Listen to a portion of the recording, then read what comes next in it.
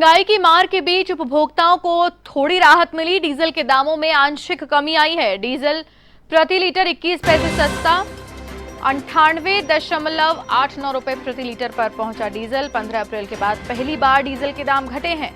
Petrol के दामों में 18 जुलाई से कोई बदलाव नहीं। पेट्रोल प्रति लीटर 108.71 रुपए पर स्थिर है। प्रीमियम पेट्रोल प्रति लीटर 111.85 रुपए पर स्थिर है।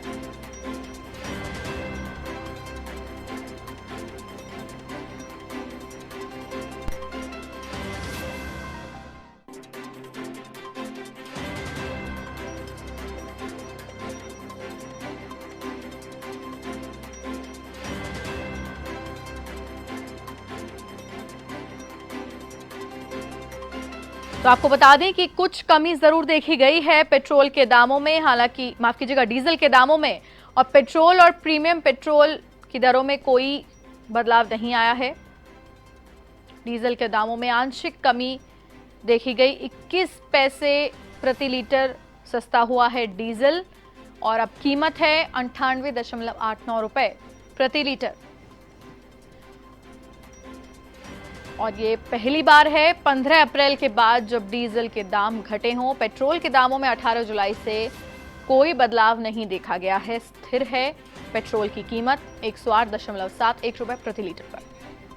विस्तार से जानकारी लेंगे एवन संवाददाता बीके शर्मा फोन लाइन पर हमारे साथ मौजूद हैं।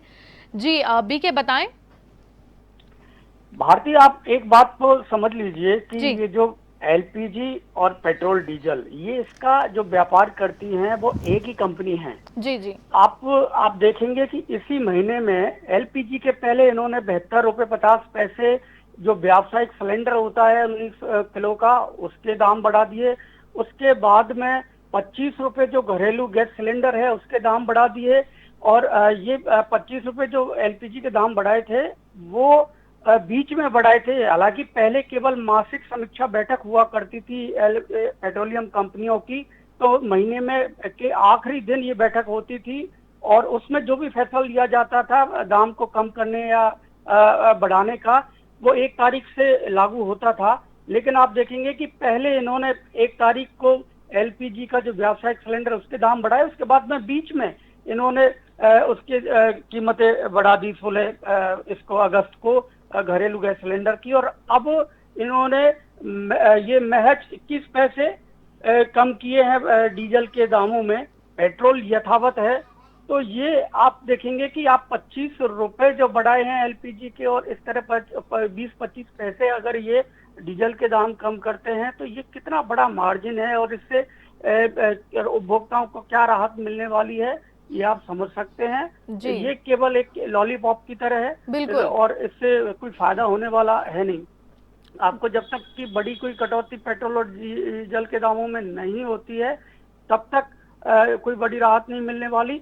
इतना राहत जरूर महसूस कर सकते हैं कि 18 जुलाई से ये पेट्रोल के दाम थमे हुए हैं, लेकिन इसके पीछे भी राजनीतिक कारण है, क्योंकि 18 जुलाई से ही संसद का मानसून सत्र शुरू हुआ था।